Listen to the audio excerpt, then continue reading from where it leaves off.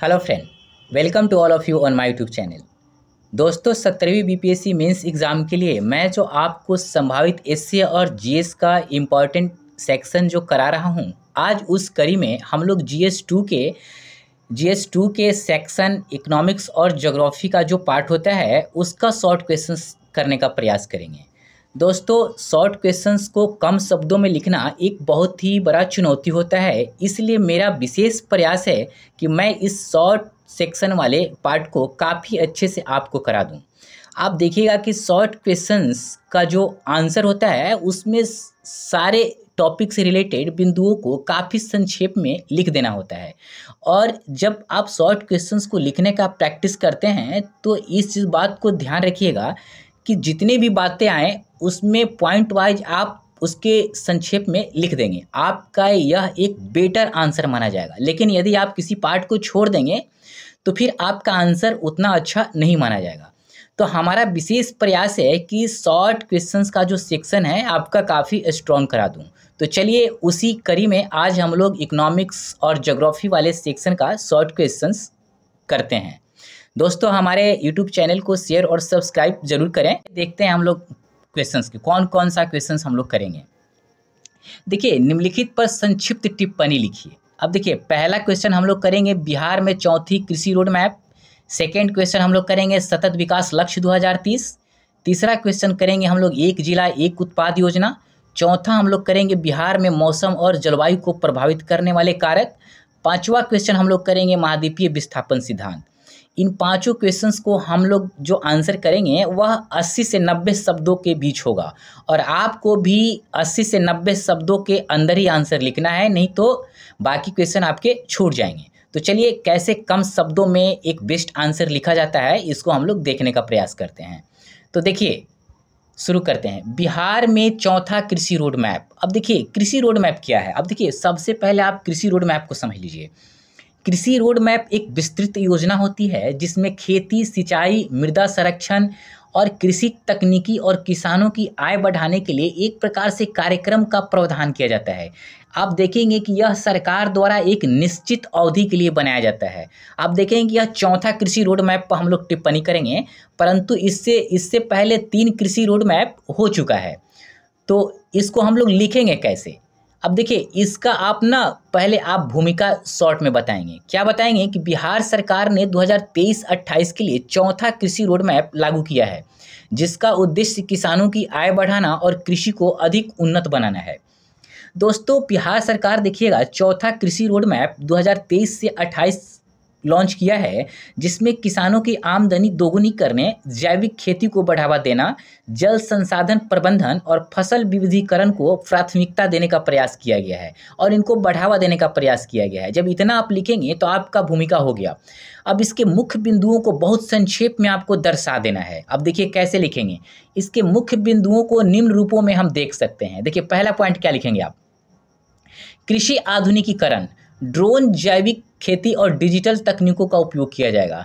दोस्तों आप देखिएगा कृषि का आधुनिकीकरण करने के लिए इन तमाम प्रकार के तकनीकों का प्रयोग किया जाएगा जिससे उत्पादन को बढ़ावा देना होगा और जब उत्पादन बढ़ेगा तो किसानों को बड़े पैमाने पर फायदा होगा। अब देखिए सेकंड पॉइंट क्या बताएंगे। सिंचाई सुविधा, हर खेत तक पानी पहुंचाने के लिए नई योजनाएं लागू होगी। कहने का मतलब है कि चौथे कृषि रोड मैप में ड्रिप इरिगेशन, माइक्रो इरिगेशन, तालाब और चेक डैम निर्माण जैसी योजनाओं को बढ़ावा दिया गया है ताकि किसानों को सिंचाई की बेहतर सुविधा मिले। जब उनको सिंचाई की बेहतर सुविधा मिलेगा तो प्रोडक्शन अपने आप बेहतर होगा। अब देखिए थर्ड पॉइंट क्या बताएंगे। फसल विविधीकरण। देखिए शॉर्ट में बताना है, ज़्यादा विस्तार में नहीं जाना है। पारंपरिक फसलों के साथ बागवानी और औषधीय पौधे को बढ़ावा मिलेगा। अब देखिए फसल विविधीकरण क्या है इसको हम लोग देखेंगे तो फसल विविधीकरण का मतलब एक ही प्रकार की खेती करने के बजाय अलग अलग प्रकार की फसलें उगाना है। इससे मिट्टी की उर्वरता बनी रहती है और किसानों की आय भी बढ़ता है ना। एक पंथ दो कार्य वाला स्थिति हो गया। अब देखिए नेक्स्ट पॉइंट किसानों की आय। अब देखेंगे डेयरी, मत्स्य पालन और कृषि आधारित उद्योगों को इससे बढ़ावा दिया जाएगा। अब देखिएगा इससे इन सारे समस्त चीज़ों को काफ़ी बड़े पैमाने पर बढ़ावा मिलेगा। इससे किसानों की आय बढ़ेगी। जब किसानों की आय बढ़ेगी तो एक प्रकार से निर्यात बढ़ेगा और निर्यात बढ़ेगा तो कहीं ना कहीं एक प्रकार से हमारे देश की आर्थिक व्यवस्था वो भी सशक्त होगा। फिर नेक्स्ट पॉइंट बताएंगे मृदा स्वास्थ्य सुधार। अब देखिएगा इस पॉइंट के अंतर्गत क्या लिखेंगे आप कि मिट्टी की उर्वरता बनाए रखने के लिए जैविक खाद और मृदा परीक्षण को बढ़ावा मिलेगा। अब देखिए किस मिट्टी में किस तरीके का फसल का उपयोग किया जाए, जब मृदा को जांच करेंगे तब आपको पता चलेगा, और जब इसका प्रयोग आप करेंगे तो आपका कहीं ना कहीं उत्पादन बड़े पैमाने पर बढ़ेगा। आप देखिए कि राज्य में कृषि विज्ञान केंद्र, कृषि विश्वविद्यालय और सरकारी मृदा परीक्षण मतलब प्रयोगशालाओं में मृदा की जांच की जाती है। अब और इसके लिए किसानों को देखिएगा तो मृदा स्वास्थ्य कार्ड भी दिया जा रहा है, जिससे मतलब उनका मतलब हर प्रकार से सहायता हो और उनका उत्पादन काफ़ी हद तक बढ़े और उनकी आय बढ़े और एक प्रकार से वो आर्थिक रूप से सशक्त हों। इतना जब बताएंगे तो फिर आप निष्कर्ष बता देंगे। निष्कर्ष में क्या लिखेंगे कि यह रोड मैप बिहार के किसानों को आत्मनिर्भर बनाने और कृषि को टिकाऊ और लाभदायक बनाने में एक प्रकार से महत्वपूर्ण कदम है।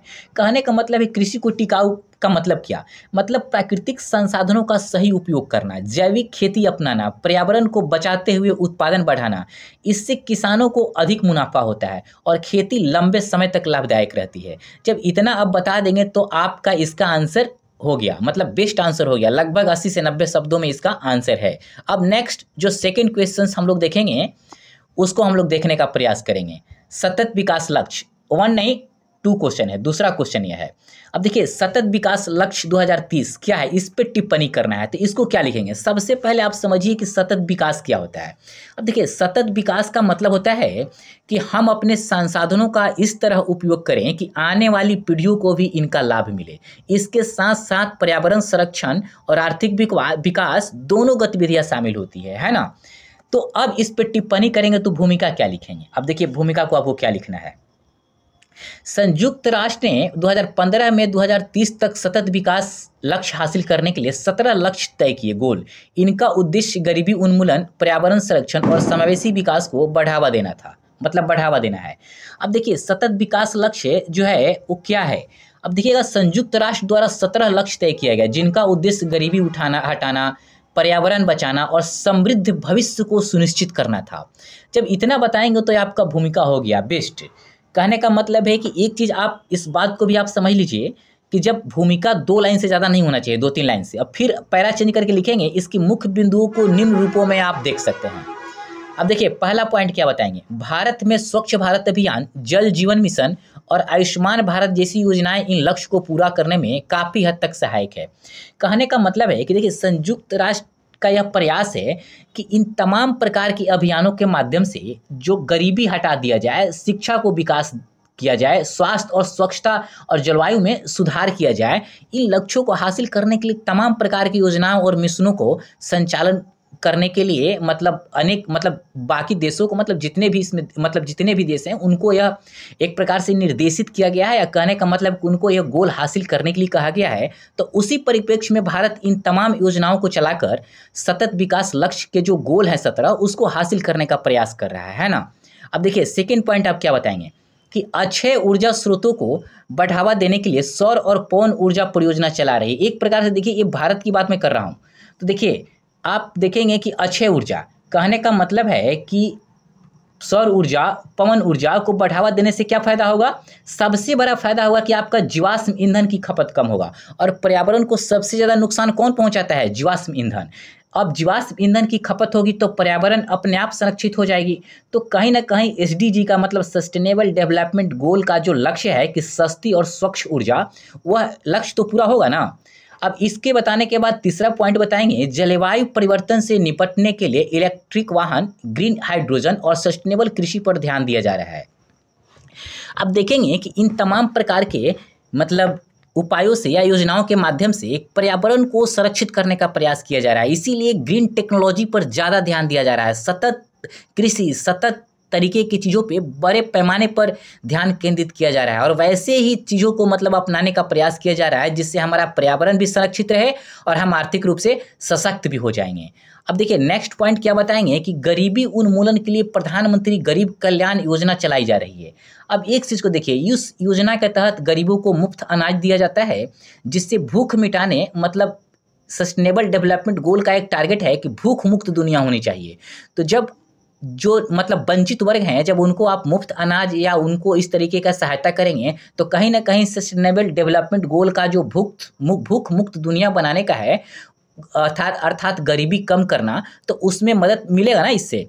जब इतना बताएंगे तो आपका इसका मुख्य बिंदु हो गया। उसके बाद आप एक अच्छा सा निष्कर्ष बता देंगे कि सतत विकास लक्ष्य कहने का मतलब है कि सिर्फ एक नीति नहीं बल्कि एक ऐसा प्रयास है जो विश्व को अधिक समृद्ध, स्वास्थ्य और पर्यावरण के अनुकूल बनाने का संकल्प लेता है। कहने का मतलब है कि यह सिर्फ एक सरकारी नीति नहीं बल्कि ऐसा प्रयास है जिससे पूरी दुनिया में गरीबी, अशिक्षा, भूखमरी, पर्यावरण प्रदूषण और जलवायु परिवर्तन जैसी समस्याओं का समाधान करने का प्रयास है। और एक प्रकार से यह सामाजिक और आर्थिक संतुलन बनाए रखने में भी अपना अहम योगदान देगा। इतना जब आप लिख देंगे तो आपका सेकंड क्वेश्चंस भी हो गया शॉर्ट क्वेश्चंस में। अब हम लोग थर्ड क्वेश्चन देखने का प्रयास करेंगे। थर्ड क्वेश्चन हमारा है एक जिला एक उत्पाद योजना। इस पे टिप्पणी करना है। अब देखिए एक जिला एक उत्पाद क्या है, मतलब वन डिस्ट्रिक्ट वन प्रोडक्ट। अब देखिए इसका मतलब होता है कि यह सरकार की एक ऐसी योजना है जिसके तहत हर जिले में किसी एक खास उत्पाद को बढ़ावा दिया जाता है। इसका उद्देश्य उस जिले की परंपरागत और विशिष्ट वस्तुओं को पहचान दिलाना और उसकी बिक्री को बढ़ाना है। आप इसका मतलब बखूबी समझ गए।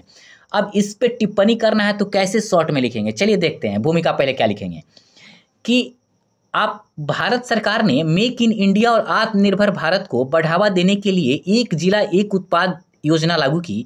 इसका उद्देश्य हर जिले के पारंपरिक उत्पाद को प्रोत्साहित करना और स्थानीय उद्योगों को आर्थिक रूप से सशक्त बनाना है।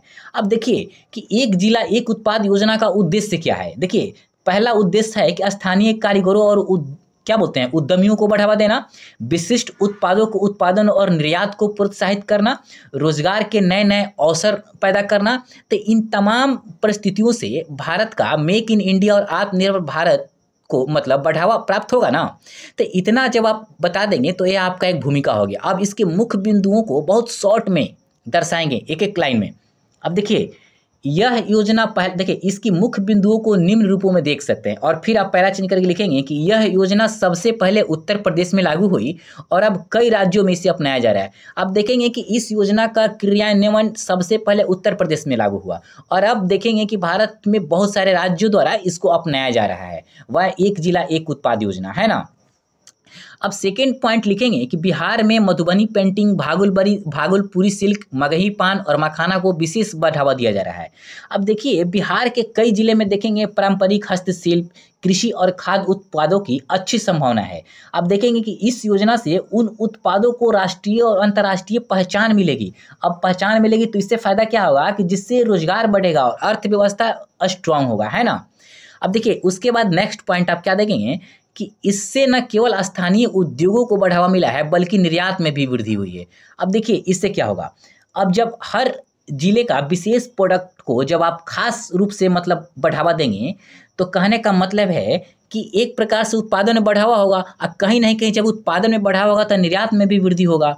मतलब एक जिला एक उत्पाद, दूसरे संदर्भों में देखते हैं एक जिला एक उत्पादन के तहत हर जिले के अगर खास उत्पादों को प्रोसेसिंग, ब्रांडिंग और मार्केटिंग में अगर आप मदद करेंगे तो इससे उनकी गुणवत्ता सुधरेगी और जब उनकी गुणवत्ता सुधरेगी तो अंतर्राष्ट्रीय बाजार तक उनकी पहुंच बनाने में आसानी होगी और जब आसानी होगी तो उनके निर्यात का ग्रोथ भी बड़े पैमाने पर बढ़ेगा। अब इतना बताएंगे तो फिर उसके बाद नेक्स्ट पॉइंट बताएंगे कि आत्मनिर्भर भारत अभियान के तहत छोटे कारीगरों को सब्सिडी और तकनीकी सहायता दी जा रही है। अब देखिए आत्मनिर्भर भारत अभियान के तहत आप देखेंगे सरकार कारीगरों को प्रशिक्षण, तकनीकी सहायता, आर्थिक मदद देकर इस योजना को आत्मनिर्भर भारत से जोड़ रही है। इससे स्थानीय स्तर पर रोजगार बढ़ता है और कहीं न कहीं जब रोजगार बढ़ेगा तो देश की आर्थिक विकास में भी बहुत बड़े पैमाने पर योगदान मिलेगा। इसीलिए देखिएगा कि छोटे छोटे जो उद्यमी हैं उनको सब्सिडी और तकनीकी सहायता दी जा रही है। जब इतना बता देंगे तो आपका आंसर हो गया। आप एक छोटा सा निष्कर्ष आप दे देंगे फिर आपका आंसर परफेक्ट हो जाएगा। देखिए निष्कर्ष क्या बताएंगे कि यह योजना वोकल फॉर लोकल को सशक्त बनाती है और ग्रामीण क्षेत्रों में स्वरोजगार को बढ़ावा देकर आर्थिक विकास की गति को बढ़ावा देता है। अब देखिए सबसे पहले समझेंगे वोकल फॉर लोकल का मतलब क्या है। आपको लग रहा होगा ये क्या है। देखिए वोकल फॉर लोकल का मतलब है कि हमें स्थानीय उत्पादों को अपनाना और उनके प्रचार प्रसार में मदद करना चाहिए। इसका मतलब यही होता है। आप देखेंगे एक एक उत्पादन एक जिला, मतलब एक जिला एक उत्पादन के जरिए स्थानीय उत्पादों को राष्ट्रीय और अंतर्राष्ट्रीय स्तर पे पहचान दिलाना है, जिससे निर्यात में वृद्धि हो। और कहने का मतलब है कहीं ना कहीं आर्थिक रूप से सशक्तिकरण करना भी है। जब इतना अब बता देंगे तो आपका इसका भी एक शॉर्ट आंसर हो गया। अब हम लोग थर्ड क्वेश्चन अर्थात नेक्स्ट क्वेश्चंस को, मतलब फोर्थ क्वेश्चंस को हम लोग करने का प्रयास करेंगे। अब देखिए फोर्थ क्वेश्चन क्या है कि बिहार के मौसम और जलवायु को प्रभावित करने वाले कारक, इस पर टिप्पणी करना है आपको। तो देखिए इसको आप कैसे लिखेंगे, शॉर्ट में यहाँ भी आपको लिखना है। तो आप देखिए इसमें क्या लिखेंगे, भूमिका में पहले आप समझ लीजिए, एक चीज़ आप समझ लीजिए कि मौसम और जलवायु में क्या फ़र्क है। मैं शॉर्ट में बता देता हूँ। मौसम का मतलब होता है कि किसी स्थान पर एक दिन या कुछ दिनों में होने वाले तापमान, हवा, वर्षा आदि की स्थिति को दर्शाया जाता है, मतलब इसको मौसम कहते हैं। जलवायु का मतलब क्या होता है, जलवायु मतलब किसी स्थान पर लंबे समय तक, मतलब लॉन्ग टाइम तक रहने वाले मौसम के औसत पैटर्न को हम जलवायु कहते हैं। संक्षेप में हम समझ गए हैं, बाकी विस्तार से जब मैं आपको कभी ज्योग्राफी पढ़ाऊंगा तो समझाऊंगा। तो इसमें देखिए क्या आप आंसर करेंगे, भूमिका में क्या लिखेंगे आप कि बिहार की जलवायु मुख्यतः उष्णकटिबंधीय मानसूनी है, लेकिन हाल के वर्षों में जलवायु परिवर्तन के कारण असामान्य मौसमी घटनाएं बढ़ी है। यह आपका भूमिका हो गया। कहने का मतलब है कि बिहार का तापमान गर्मी में ज़्यादा और सर्दी में कम होता है। अब देखेंगे कि यहाँ का मानसून के समय भारी वर्षा होती है, इसी वजह से इसकी जलवायु उष्णकटिबंधीय मानसून मानी जाती है। शॉर्ट में आपका हो गया एक बहुत ही साधारण भाषा में, बाकी टेक्निकल शब्दों का उपयोग कभी जब हम लोग पढ़ेंगे तो करेंगे। अब देखिए फिर लिखेंगे इन प्रभावित करने वाले कारकों को निम्न रूपों में देख सकते हैं, और फिर छोटे छोटे पॉइंट में आप इसको बताएंगे। क्या बताएंगे, तो पहला बताएंगे कि बिहार की जलवायु को मानसून, गंगा नदी, हिमालय से आने वाली ठंडी हवाएं और वैश्विक जलवायु में जो परिवर्तन होती है वह भी प्रभावित करता है ना। कहने का मतलब देखिए मानसून बिहार में भारी बारिश लाता है, जिससे देखिएगा खेती अच्छा होगा अगर मानसून समय पे अच्छा बारिश लाएगा तो। सर्दियों में देखिएगा हिमालय से ठंडी हवाएं आती है, जिससे देखिएगा बिहार में ठंडा बढ़ जाता है। अब वैश्विक स्तर पे जो भी क्लाइमेट में चेंजिंग होगा उसका प्रभाव भी बिहार को प्रभावित करता है। इतना जब बता देंगे तो फिर नेक्स्ट पॉइंट बताएंगे कि हाल के वर्षों में असमय, बाढ़, लू और सूखा जैसी घटनाएं बढ़ी है। अब देखिए हाल के वर्षों में देखिएगा ना पर्यावरण का जो लेवल है ना वो अलग लेवल का हो गया है, मतलब इसमें काफ़ी ज़्यादा चेंजिंग देखने को मिल रहा है। तो इसका प्रभाव क्या हो रहा है कि असमय बाढ़ आ जा रहा है, लू सूखा जैसी प्रकोप की भावनाएं बढ़ रही है। अभी आप न्यूज़ में पढ़ते होंगे कहीं यहाँ आग लग गया, कहीं वहाँ आग लग गया बड़े बड़े जंगलों में। तो इससे कहीं ना कहीं आप देखेंगे कि जो बिना मतलब किसी कारण का जो इस प्रकार की घटनाएं होती है, कहीं ना कहीं इसमें मानव भूल का योगदान बड़े पैमाने पर होता है। सबसे बड़ा भूल होता है कि हम लोग पर्यावरण को इतना नुकसान पहुंचा रहे हैं, तो इसकी मतलब क्या बोलते हैं परिणाम तो भुगतना ही होगा। तो इसीलिए देखिएगा ना कि असमय इस प्रकार की घटनाएं घटित होती है। अब देखिए थर्ड पॉइंट क्या बताएंगे कि मानसून में देरी और अनियमित वर्षा के कारण, मतलब अनियमित वर्षा के कारण कृषि उत्पादन भी प्रभावित हो रही है। अब देखिएगा कि कभी कभी उत्पादन बड़े पैमाने पर कम होती है, तो इसके पीछे बारिश का ना होना, कि क्योंकि आप देखिएगा बिहार एक साधारण स्टेट है और यहाँ पे सिंचाई की उतनी सशक्त रूप से सुविधा नहीं है कि हम अपने प्रोडक्शन को मतलब इतना ऊपर लेवल पर ले जा सके बिना वर्षा के भी। तो मानसून हमारे फसल को कम या ज़्यादा करने में अपना अहम योगदान देता है ना। नेक्स्ट पॉइंट बताएंगे कि औद्योगिकीकरण और वनों की कटाई के कारण तापमान बढ़ रहा है, जिससे ग्रीन हाउस गैसों का प्रभाव बढ़ा है। अब देखिएगा बड़े बड़े स्तर पे औद्योगिकीकरण को बढ़ावा दिया जा रहा है, बड़े लेवल पे जंगलों का मतलब काटा जा रहा है, मतलब वनों की कटाई हो रही है। अब इसका कहीं ना कहीं मतलब क्या बोलते हैं प्रभाव मतलब पर्यावरण पर तो पड़ेगा।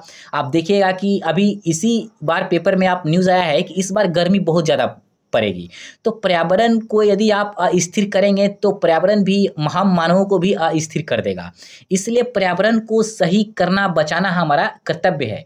इसीलिए देखिएगा कि ग्रीन हाउस गैसों को कम करने के लिए सरकार द्वारा अक्षय ऊर्जा को बढ़ावा दिया जा रहा है। अक्षय ऊर्जा मतलब सौर ऊर्जा, पवन ऊर्जा, इस तरीके की इलेक्ट्रिक वाहनों को प्रोत्साहित किया जा रहा है। अधिक पेड़ लगाने और जंगल बचाने की योजनाएं चल रही है। एक तरफ तो वनों की कटाई कर रहे हैं और दूसरी तरफ लगाने की योजना भी हम लोग चला रहे हैं। तो प्रयास होना चाहिए कि सतत रूप से हो कि जितना हम काटे उतना ही हम लगा दें, बट ऐसा होता नहीं है। नेक्स्ट पॉइंट बताएंगे कि बिहार सरकार जलवायु परिवर्तन से निपटने के लिए जल जीवन हरियाली अभियान चला रही है। अब देखिए जल जीवन हरियाली अभियान क्या है? मतलब बिहार सरकार की यह योजना जल संरक्षण, हरियाली बढ़ाने और पर्यावरण बचाने के लिए बनाई गई है। इसके तहत आप देखेंगे तालाबों का पुनर्निर्माण, वृक्षारोपण और जल स्रोतों की सफाई की जाती है। कहने का मतलब है कि हरियाली को बढ़ावा देना, मेन मकसद यही है, पर्यावरण को संरक्षित करना, शुद्ध करना। इतना जब बता देंगे तो आपका आंसर हो गया। अब इस आंसर मतलब कहने का मतलब मुख्य बिंदु हो गया। अब निष्कर्ष बता देंगे कि जलवायु परिवर्तन से बचाव के लिए जल संरक्षण, वनीकरण और सस्टेनेबल विकास के दिशा में ठोस कदम उठाने की जरूरत है। कहने का मतलब है कि अब हम अपने संसाधनों का इस प्रकार से उपयोग करें कि आने वाली पीढ़ियों को भी लाभ मिले। तो इसके लिए पर्यावरण संरक्षण काफ़ी हद तक जिम्मेदार होगी। मतलब पर्यावरण को संरक्षित हम करेंगे तभी मतलब इस तरीके की चीज़ों को हम पा सकते हैं, और तभी हम एक लगातार मतलब अस्थायी आर्थिक सशक्तिकरण की दिशा में बढ़ सकते हैं। अब इतना जब आप करेंगे तो फिर आपका आंसर हो गया। अब नेक्स्ट क्वेश्चन अर्थात पांचवा क्वेश्चन हम लोग देखने का प्रयास करेंगे। पांचवा क्वेश्चन हमारा है महाद्वीपीय विस्थापन सिद्धांत। अब देखिए इस क्वेश्चन का आंसर हम लोग कैसे लिखेंगे शॉर्ट में। सबसे पहले हम समझेंगे कि महाद्वीपीय विस्थापन क्या है, पहले इसको समझ लीजिए बहुत शॉर्ट में। देखिए महाद्वीपीय विस्थापन सिद्धांत के अनुसार लाखों साल पहले सभी महाद्वीप एक साथ जुड़े थे, लेकिन धीरे धीरे वो अलग हो गए और आज जो आपको 7 महाद्वीप बनते हैं इसी का मतलब परिणति है ना। अब देखिए अब इसको समझ गए आप। अब हम लोग लिखना शुरू करते हैं कि कैसे लिखेंगे। भूमिका 2 लाइन। अब देखिए भूमिका में क्या बताएंगे आप। महाद्वीपीय विस्थापन का सिद्धांत जर्मनी के वैज्ञानिक अल्फ्रेड वेगनर ने 1912 में प्रस्तुत किया। यह सिद्धांत बताता है कि पृथ्वी के महाद्वीप एक समय जुड़े हुए थे और समय के साथ अलग हो गए। कहने का मतलब है कि लगभग 25 करोड़ साल पहले पृथ्वी पर केवल एक महाद्वीप था जिसे पैंजिया कहते हैं। समय के साथ देखेंगे यह टूटकर अलग अलग महाद्वीपों में बट गया। अब इतना जब आप बता देंगे तो फिर आप इसके मुख्य बिंदुओं को दर्शा देंगे, फिर आपका आंसर हो जाएगा। अब देखिए मुख्य बिंदुओं में क्या आप बताएंगे कि इसके मुख्य बिंदुओं को निम्न रूपों में हम देख सकते हैं और फिर एक एक पॉइंट शॉर्ट में दर्शा देंगे। देखिए पहला, यह सिद्धांत बताता है कि 200 मिलियन वर्ष पहले सभी महाद्वीप पैंजिया नामक एक महाद्वीप से जुड़े हुए थे। देखिए बहुत शुरू में मतलब लगभग 25 करोड़ साल पहले आप देखेंगे एक ही महाद्वीप था, चारों तरफ सागर थे, मतलब जिसका नाम था पैंजिया। लेकिन जैसे जैसे समय बीतता गया आप विशेष कारणों से मतलब इसके लिए बहुत सारे कारण मतलब माने जाते हैं जिसको हम लोग कभी ज्योग्राफी में चर्चा करेंगे। अभी आप यह इतना ही यहाँ समझ लीजिए कि समय के साथ यह टूटकर अलग अलग महाद्वीपों में बट गया, जिसे आज हम 7 महाद्वीपों के नाम से जानते हैं, है ना।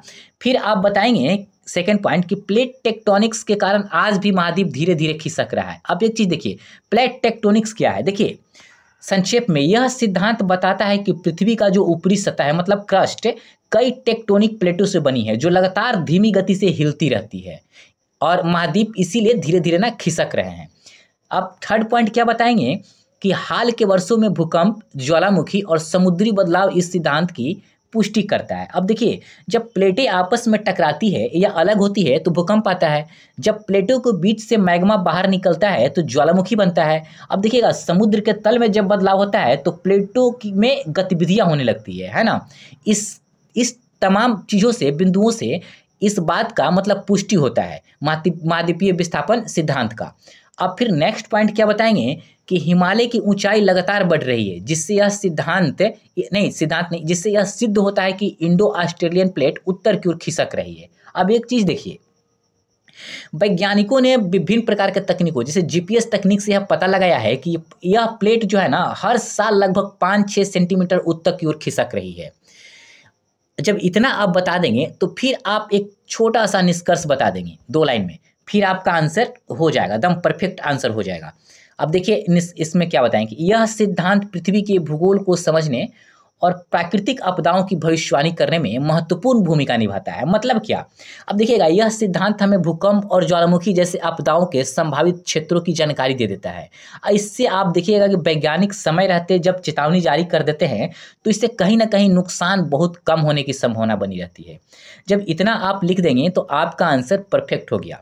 दोस्तों हमने 5 क्वेश्चंस का आंसर बहुत संक्षेप में करने का प्रयास किया और आपको काफ़ी अच्छे से बहुत ही शॉर्ट पॉइंट वाइज हमने बताने का प्रयास किया। और आप इसके शब्दों को आप देखेंगे और इसके कंटेंट को देखेंगे तो आपको लगेगा कि नहीं, इससे बेहतर कंटेंट नहीं हो सकता है। आप इसको देखकर समझकर लिखने का प्रयास करेंगे और अपना अपनी तैयारी को काफ़ी ज़्यादा स्ट्रांग बनाने का प्रयास करेंगे। दोस्तों हमारे चैनल को शेयर सब्सक्राइब जरूर करें और नेक्स्ट जो मैं आपके लिए वीडियो लेके आऊँगा वो पॉलिटी का शॉर्ट क्वेश्चंस रहेगा। तो चलिए दोस्तों, हमारे वीडियो देखने के लिए बहुत बहुत धन्यवाद।